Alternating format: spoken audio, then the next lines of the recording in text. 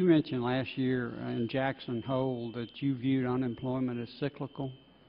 Do you still believe it's cyclical and not structural?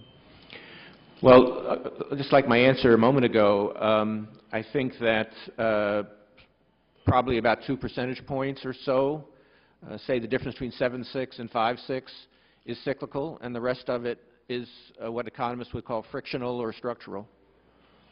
So, so it's, have you done any, so your studies, you think maybe 5% structural and 2% cyclical?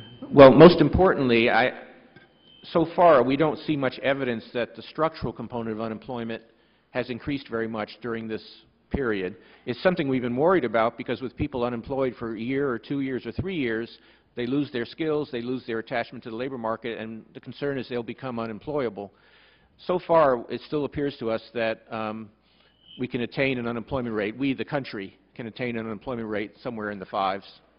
All right, you know, the most recent FOMC minutes didn't specifically address the 7% unemployment target, but you mentioned it in your press conference after the, was that 7% target discussed and agreed on in the meeting? Yes, it was.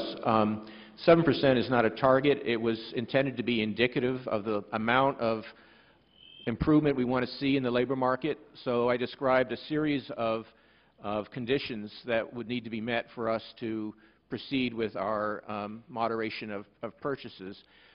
We have a go-around where everybody's in the committee, including those who are not voting, get to express their general views, and there was good support for both the broad plan, which I described, and for the use of 7% as indicative of the kind of improvement we're trying to get.